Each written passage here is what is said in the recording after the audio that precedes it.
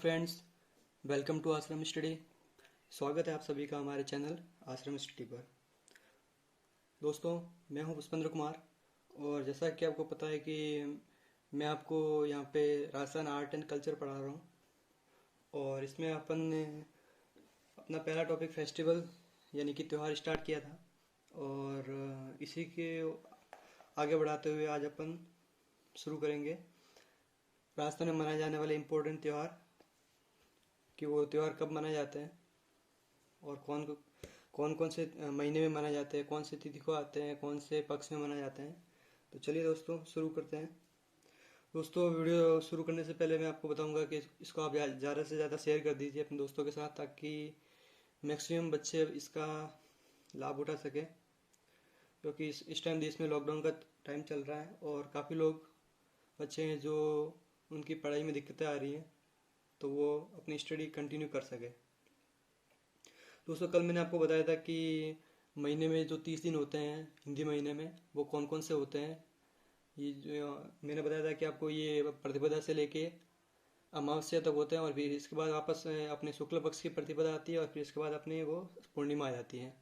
और इसके साथ ही मैंने आपको ये चंद्रमा की कुछ कलाएं बताई थी कि प्रतिपदा को अपना चांद कैसा दिखाई देता है, पूर्णिमा को चांद कैसा दिखाई देता है। जैसे पूर्णिमा को अपन को चांद पूरा वाइट दिखाई देता है और अमावस्या को चांद काला दिखाई देता है पूरा। तो इसी को अपन आगे बढ़ाते हुए आज मैं आपको शुरू कर रहा हूँ त्योहार। अपना टॉपिक क्या था दोस्तों?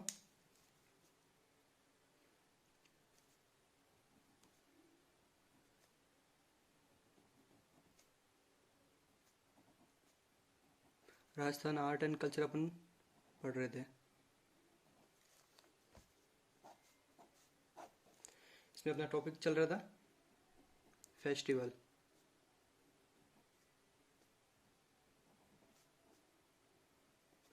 दोस्तों, आप बस ऐसे नोट्स बनाते जाओ जैसे मैं लिख रहा हूँ वैसे। और अब अपना पहला त्यौहार। दोस्तों, मैंने आपको दो त्यौहार तो बता दिए थे। एक बताया था मैंने आपको होली और एक बताया था मैंने आपको ये धुलंडी जो होली के जस्ट बाद आती है। तो चलिए अब कंटिन्यू शुरू करते हैं त्यौहार। पहला त्यौहार आप इसमें लिखिए धुलंडी।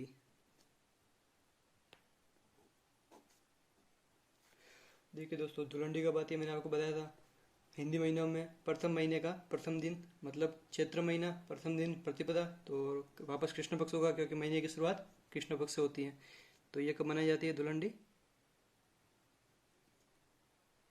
चैत्र कृष्ण प्रतिपदा। मैंने बताया था आपको ये हमेशा डेट कैसे लिखनी है। ये पहले मंथ आएगा, फिर पक्ष आएगा और इसके बाद तिथि आएगी। ये अपना पहला त्यौहार हो गया धुलंडी। अब देखिए दोस्तों, धुलंडी के जस्ट बाद होली के दूसरे दिन अपनी धुलंडी होती है और धुलंडी के कुछ दिनों बाद आपने देखा होगा शीतलाष्टमी आती है।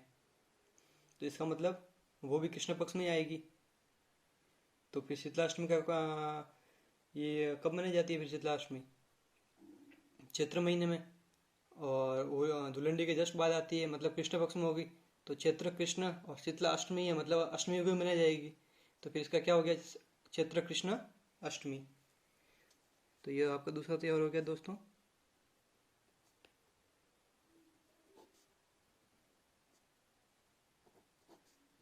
शीतलाष्टमी कब मनाई जाती है? चैत्र कृष्ण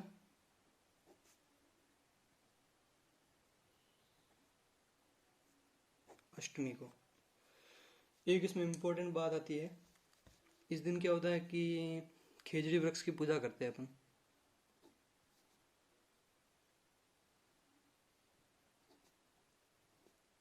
इस दिन खेजड़ी वृक्ष की पूजा की जाती है। ठीक है दोस्तों, शीतलाष्टमी हो गया। अब अपना अगला त्यौहार आता है गुडलिया। तीसरा गुडलिया, जिसे गुडला भी बोलते हैं। देखिए दोस्तों, गुड़िया जो त्यौहार होता है ना, ये अपने शीतलाष्टमी से शुरू होता है और फिर शीतलाष्टमी से शुरू होकर ये गणगौर तक चलता है। अब शीतलाष्टमी तो आपको पता है कि ये चैत्र कृष्ण अष्टमी को आती है और फिर गणगौर तक चलता है। मतलब गणगौर कब आती है? गणगौर भी चैत्र महीने में आती है, लेकिन ये शुक्ल पक्ष में आती है। गणगौर आती है चैत्र शुक्ल तृतीया। ठीक है दोस्तों, तो फिर ये त्यौहार, गुड़ला जो त्यौहार है वो अपना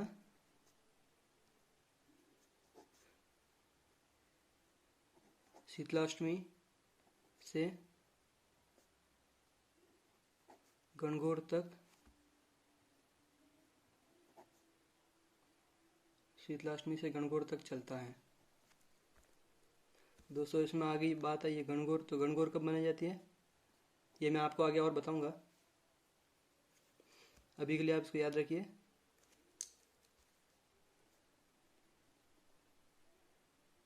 चैत्र शुक्ल तृतीया। ठीक है दोस्तों, और ये जो गुड़ला जो त्यौहार है ये कहाँ मनाया जाता है? ये अपने मारवाड़ क्षेत्र में मनाया जाता है। तो ये बात भी लिख देंगे अपन।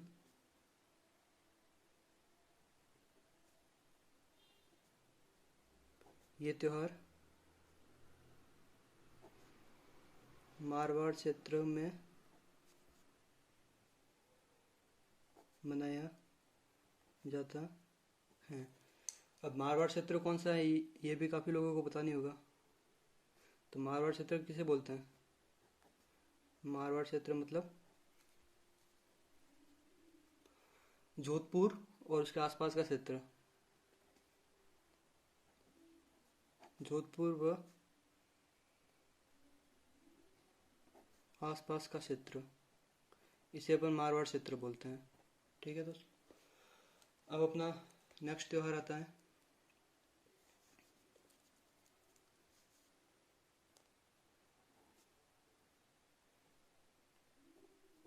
हिंदी नववर्ष। देखिए दोस्तों, अंग्रेजी न्यू ईयर जो अपन हैप्पी न्यू ईयर मनाते हैं 31 दिसंबर को 12 बजे, वो सबको पता है और वो सब लोग मनाते भी हैं। लेकिन काफ़ी लोगों को पता ही नहीं होगा कि अपना हिंदी नववर्ष कब आता है। ये अपने चैत्र महीने में आता है। मतलब जिस दिन ये अपना हिंदी कैलेंडर ये अपने विक्रम संवत पे चलता है और विक्रम संवत अपन चेंज इसी दिन करते हैं जिस दिन अपना हिंदी नववर्ष मनाते हैं अपन। और ये अगर ये एक शुभ कार्य है तो फिर शुभ कार्य हमेशा मैक्सिमम लोग ये शुक्ल पक्ष में ही करते हैं। तो फिर हिंदी नववर्ष कब मनाएंगे? चैत्र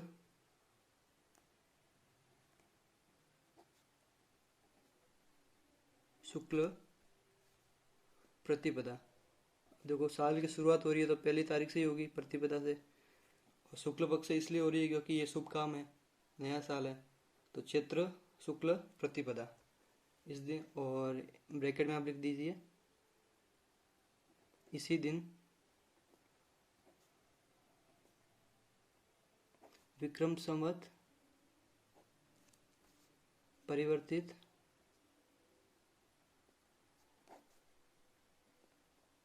करते हैं।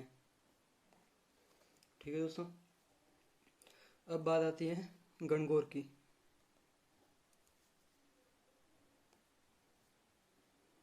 वैसे गणगौर मैंने अभी आपको बताया चैत्र शुक्ल तृतीया को आती है।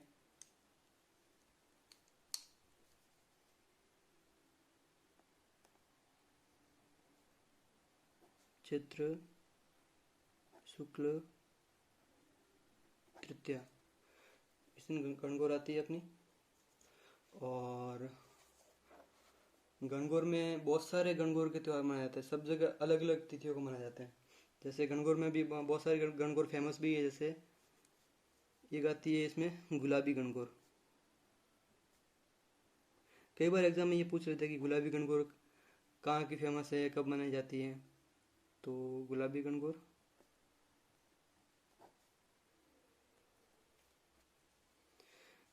गणगौर ये नाथद्वारा की फेमस है।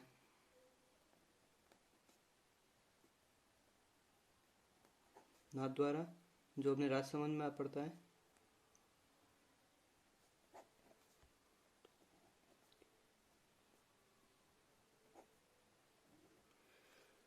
और ये कब मनाई जाती है? ये मनाई जाती है चैत्र शुक्ल पंचमी। गणगौर तो अपनी चैत्र शुक्ल तृतीया को मनाई जाती है, और फिर इसके 2 दिन बाद ये पंचमी को मनाई जाती है गुलाबी गणगौर। और भी बहुत सारी गणगौर हैं, जैसे एक आती है अपनी हरी गणगौर।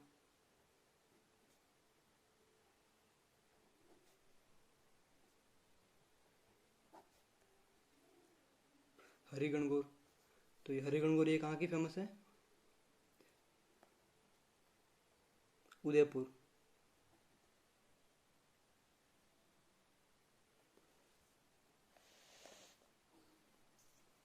सॉरी दोस्तों, ये आपको दिखा नहीं होगा।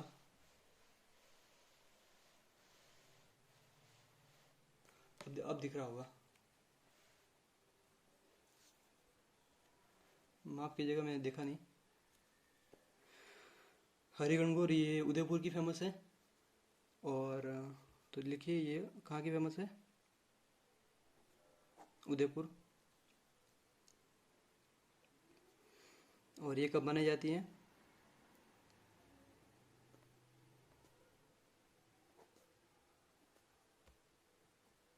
हरी गणगौर मनाई जाती है आपकी चैत्र शुक्ल तृतीया, इसी दिन मनाई जाती है। इसमें एक और गण ये आती है गणगौर बिना ईश्वर, मतलब शिव की गणगौर।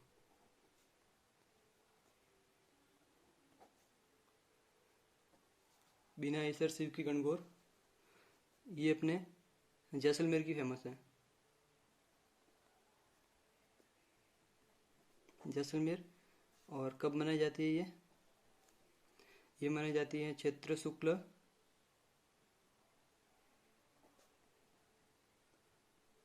चतुर्थी। चैत्र शुक्ल चतुर्थी।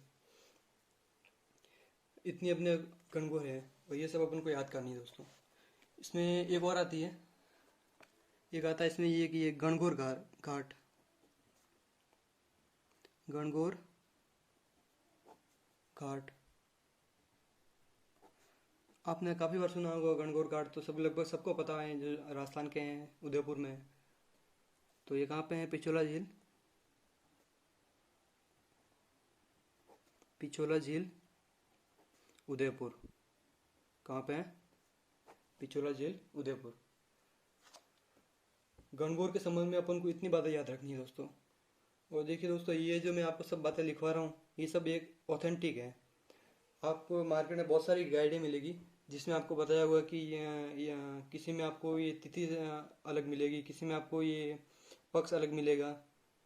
तो मैं गाइड पे तो किसी गाइड पे मैं भरोसा नहीं करता दोस्तों। मैं ये सब और ये जो ऑथेंटिक बुक है वो पढ़ता हूँ मैं, और उसी से मैंने ये आपके लिए नोट्स तैयार किए हैं, और ये एकदम करेक्ट है। और ये आरपीएस से भी आपकी इसी को वैलिड मानती है। तो आप किसी भी गाइड पे भरोसा मत करना कि दोस्तों आप भी बताओगे कि सर उस गाइड में ऐसा लिखा हुआ, उस गाइड में ये त्यौहार इस तिथि को मनाया जाता है, तो वो सब गलत है।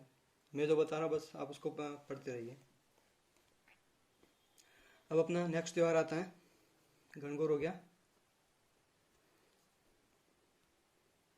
गणगौर के बाद अपन लिखेंगे रामनवमी।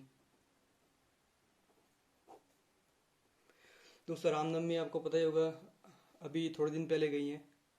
तो वो अभी चैत्र महीने में आई थी अपने।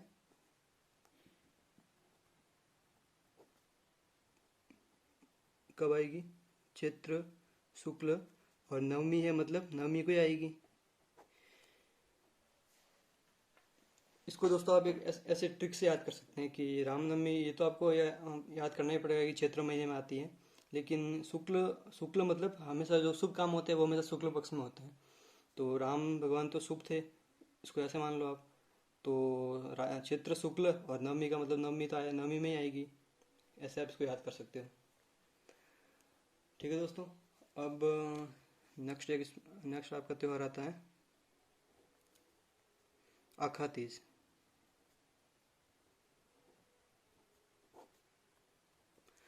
दोस्तों ये त्यौहार भी अभी गए हैं, ये भी आपको पता ही होगा। तो ये आखा तीज का जो त्यौहार है ये आता है आप वैशाख महीने में। चैत्र के बाद जो वैशाख आता है, मैं आपको कंटिन्यू बता रहा हूँ, चैत्र से लेकर फाल्गुन तक के सारे त्यौहार।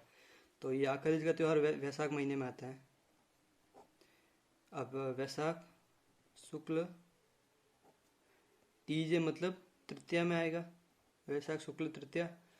अब देखिए दोस्तों, ये आखा तीज को अपन आखा तीज या अक्षय तृतीया भी बोलते हैं इसको।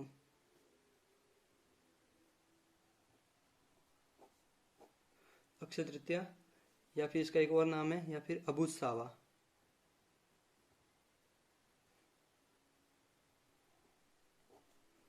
कई बार आपको एग्जाम में ये नाम देखने को मिल जाता है, अबुझ सावा।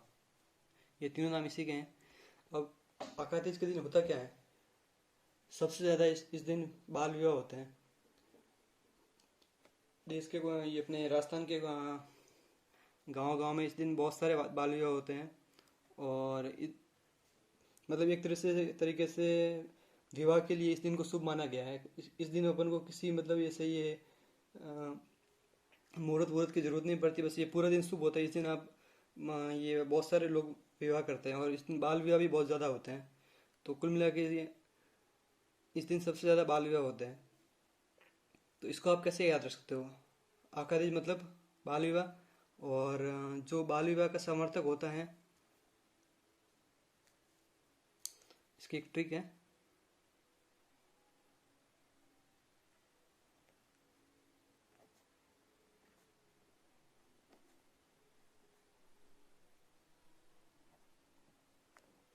बाल विवाह का समर्थक, जो बाल विवाह का समर्थन करता है, उसे अपन क्या कहेंगे, वैशाख नंदन।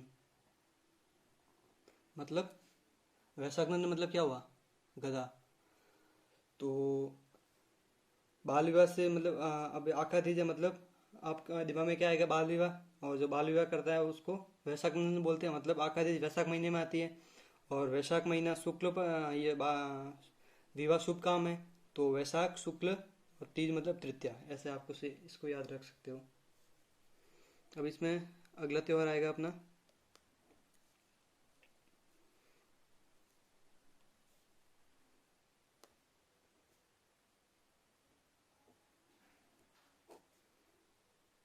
निर्जला ग्यारस। क्या आएगा, निर्जला ग्यारस।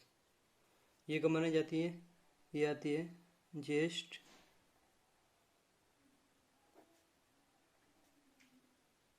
शुक्ल एकादशी। निर्जला ग्यारस है, ये अपने आती है ज्येष्ठ शुक्ल एकादशी को। दोस्तों इसको आपको याद रखना पड़ेगा, इसकी कोई ट्रिक नहीं है।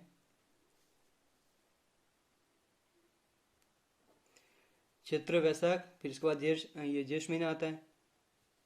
फिर इसके बाद एक और ये त्यौहार आता है गुरु पूर्णिमा।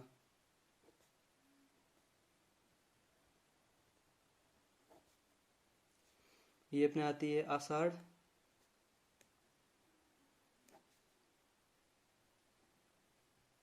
शुक्ल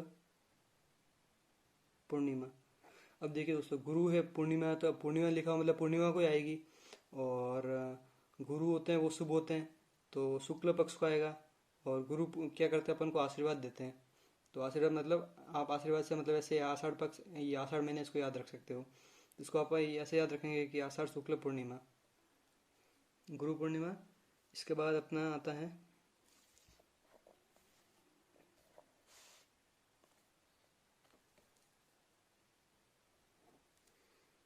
नाग पंचमी।